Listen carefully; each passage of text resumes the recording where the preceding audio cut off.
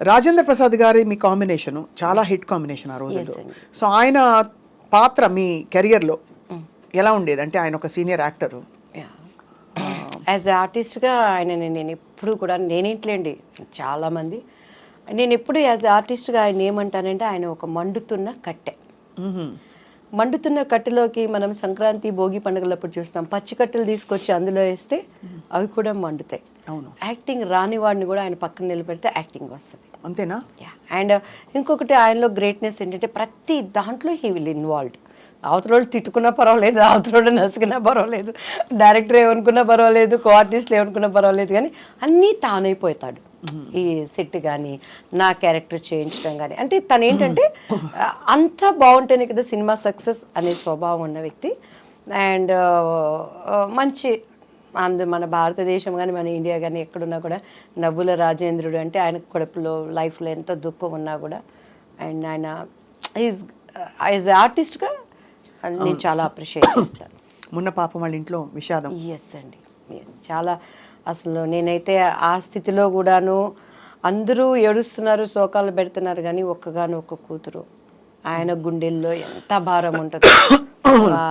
మహానటిలో చేసింది ఆ పాప. ఇంకొకటి ఏంటంటే లక్కీ, మా బాబు పేరు కిరణ్ కాంత్. సో పెళ్లి పుస్తకంలో నేను ఆయన్ని కేకే అంటాను. సో కేకే అలానే నన్ను అమ్ముకుట్టి ఆ మూవీలో, మా పాపని తెలియకుండా మేము అమ్ముకుట్టి అమ్ముకుట్టి అని పిలుస్తాము. అండ్ ఇప్పుడు మహానటిలో ఆ పాప చేసింది కదా చిన్న సావిత్రి, నాకు కూతురుగా చేసింది. అవును, అది తనకి ఫస్ట్ మూవీ. అది ఎన్ని కలిసి వచ్చే చూడండి ఎలా అంటే ఒక థ్రెడ్ ఉన్నట్టుంది ఆల్మోస్ట్.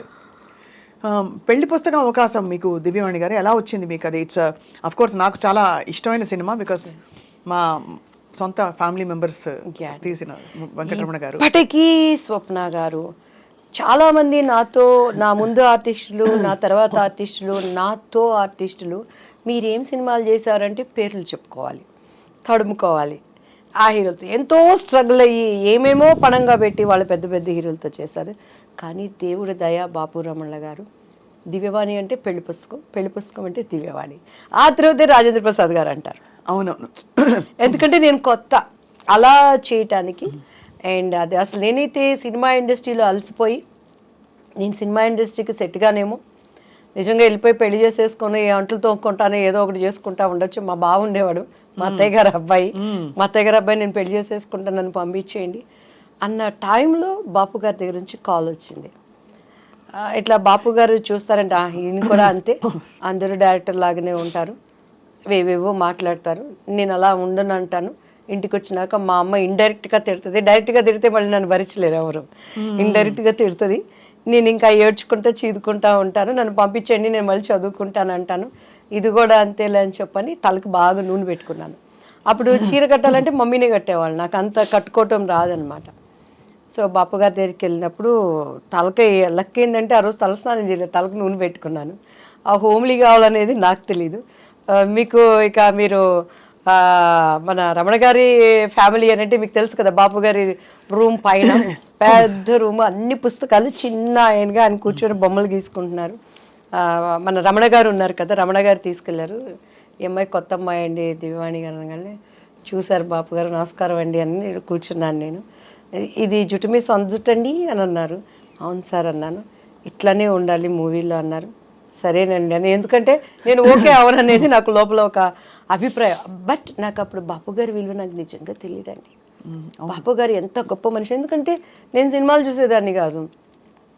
ఈ క్వార్టర్లీ హాఫ్ ఇయర్లీ ఎగ్జామ్స్ వస్తే ఒక సినిమా, అది కూడా అప్పుడు మనకు తెలిసిన హీరోలు ఎవరు, శోభన్ బాబు, కృష్ణ. మా అన్నయ్య ఏమో కృష్ణ ఫ్యాన్స్, మేమేమో శోభన్ బాబు ఫ్యాన్స్. ఈ రెండు సినిమాలు అంటేనే ఇంట్లో అడుక్కుంటే కానీ పంపించండు మా నాన్నగారు.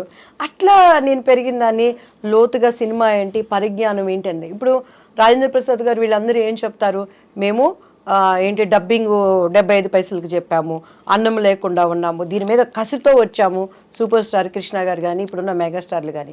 నాకు అట్లంతా నేను రాలేదు, తేపడ్డాను కాబట్టి నాకు అసలు సినిమాలు ఇవన్నీ తెలియదు అనమాట. సో బాపు గారి విలువ తెలియకుండా అప్పుడు ఆయన ఏమడిగారంటే, మా అమ్మగారు అన్నారు, మిస్సమ్మ సినిమా చూసావమ్మ అన్నారు.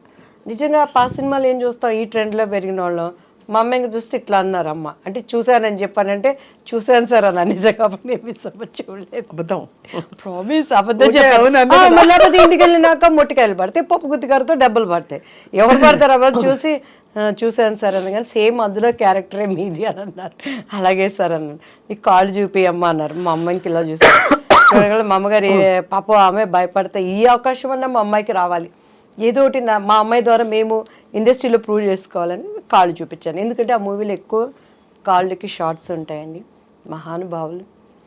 నా స్టోరీ నాకు మిస్సమ్మ సినిమా మళ్ళీ చూడమ్మా అని అన్నారు.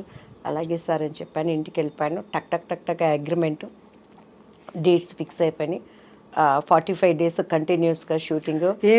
అమ్మ అన్ని మాట్లాడేశారు, డబ్బులు ఏమిటి అసలు, ఎన్ని రోజులు, రమణ గారు ఉన్నారు, మన మేనేజర్ రమణ గారు, ఇప్పటికే ఆయనే ఉన్నారు. శ్రీరమణ గారు అంతా మమ్మీ మాట్లాడుకున్నారు. శ్రీరమణ గారు అంటే పెద్దవారు? నో ఇప్పుడు ముళ్ళపూడి వెంకటరమణ గారు, బాపు గారు. శ్రీరమణ గారు ఈజ్ ద ఇంకా పర్మనెంట్ కుటుంబ సభ్యులు.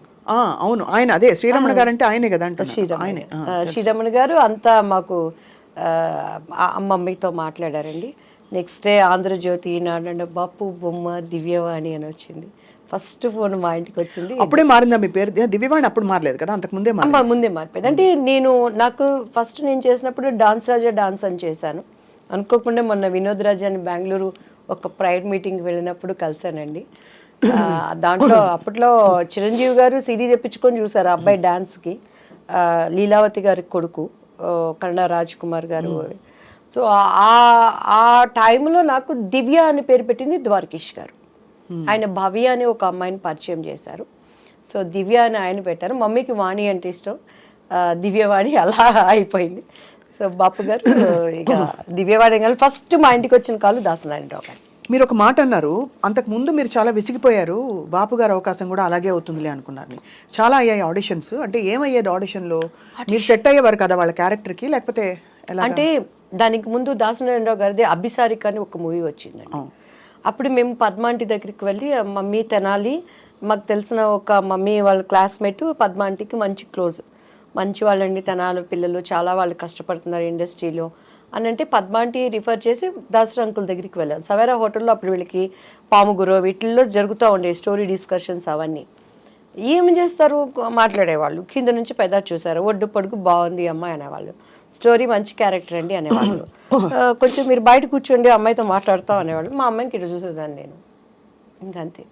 ఇంక మా అమ్మగారు బయటకు వెళ్తాను అని అంటే అల్లిచ్చేదాన్ని కాదు. సో ఆ లోపల వాళ్ళ భావన ఏంటనే అర్థమయ్యి అర్థం కాని వయసు నాది అప్పుడు. సో అలా ఇక మా అమ్మగారు నన్ను వదిలిపెట్టేవాళ్ళు కాదు. మొన్న కూడా చౌదరి గారు అని చెప్పని ఒక ఆయన ప్రొడ్యూసర్ కలిసారండి. అప్పుడు అర్జున్ సర్జాతో ఒక మూవీ చేయాల్సింది, శారదాంటి మెయిన్ క్యారెక్టర్. అందులో అంతా డేట్స్ వరకు వచ్చింది, అంతా ఓకే అన్నారు, క్యారెక్టర్ మిస్ అయిపోయింది. కాదు అంటే అంత ఓపెన్గా మిస్బిహేవ్ చేసేవారా? నా దగ్గర మిస్బిహేవ్ చేసి నా దగ్గర బతికి బట్ట కడతాడండి వాడు ఎవడైనా. అదే అందుకని అడుగుతున్నా, ఎందుకంటే ఇప్పుడు జీలో అప్పుడు ఉండేది. అదే మీరు బోల్డ్ గా కనిపిస్తున్నారు చాలా, బట్ ఎలా మీకు అర్థమైపోయేది వాళ్ళ మనసులో ఏమిటని? అంటే మా మమ్మీతో మాట్లాడేవాళ్ళు. మమ్మీ అమ్మాయి చిన్నపిల్లండి, తను ఫ్రెండ్లీగా మంచి ఆర్టిస్ట్ అండి, మా అమ్మాయిలో టాలెంట్ ఉందండి అని అలా అనేవాళ్ళు. ఇంటికి వచ్చినాక డిస్కషన్ జరుగుతుంది కదా. నన్ను బాగా రెచ్చగొట్టేది మా అక్క అయితే, చూడు నువ్వు చేయాల్సిన క్యారెక్టర్ అమ్మాయి చేసింది చూసుకోండి, నా చేసుకొని నాకేంది, నేను ఎప్పుడు ఏ క్యారెక్టర్ పోయిందని ఏడ్చింది లేదండి. ఈవెన్ దో మిస్టర్ బెళ్ళానికి కూడా బాపు గారు, రమణన్ల గారు, రాజేంద్ర ప్రసాద్ గారికి ఇప్పుడు ఒక మనసు ఉంది, మరి ప్రతి ఒక్కరికి ఒక అంతరాత్మ అనేది ఉంటుంది. ఈవెన్ ఆమెనికి కూడాను వాళ్ళ గుండె మీద చేసుకుంటే మినిమం మ్యాక్సిమం ఎక్స్ట్రీమ్ ఈ క్యారెక్టర్ అమ్మాయి అయితే బాగుంటుందని చెప్పని ఎంత ప్రయత్నం చేశారు. నేను ఆయనకి సారీ కూడా చెప్పాను, రాజేంద్ర ప్రసాద్ నా భవిష్యత్తును గురించి జరిగిన విషయాలన్నీ ఆయనకి చెప్పాము, ఏం లేదు ప్రాబ్లం. ఆయన వేరే ఆలోచనలో ఉండేవాళ్ళు, మేము అది అంటే ఇప్పుడు అప్రమత్వం, ఈజ్ గుడ్ ఆర్టిస్ట్ కానీ ఆ క్యారెక్టరు నాకు ఆమెని ఒకరోజు ఫ్లైట్లో కలిసినప్పుడు నాతో చెప్పింది, దివ్యవాణి గారు ఒక 1000 సార్లు నాకు ఆ డెక్లో, అప్పుడు సీడీలు డెక్లు ఉండేవి, చూపించి ఇలానే కావాలని చెప్పేవాళ్ళు. మరి ఎందుకు మిస్ అయిపోయారు మీరు? చేయలేదు, ఒప్పుకోలేదు. రాజేంద్ర ప్రసాద్ గారు అండ్ ఆయన ప్రొడ్యూసర్ ఆయన చేత పార్థసారథి గారు సంథింగ్ ఏదో పేరు ఉంది. సో అలా. But film industry is very tough place కదా దివ్యవాణి గారు. టఫ్ ప్లేస్ లేనిది ఏదో చెప్పండి స్వప్న గారు. అలా కాదు, రిలేటివ్లీ నేను మీరు అన్నది రైటే, అన్ని ప్లేసెస్ లో టఫ్ ప్లేసే. మన ఇంటికి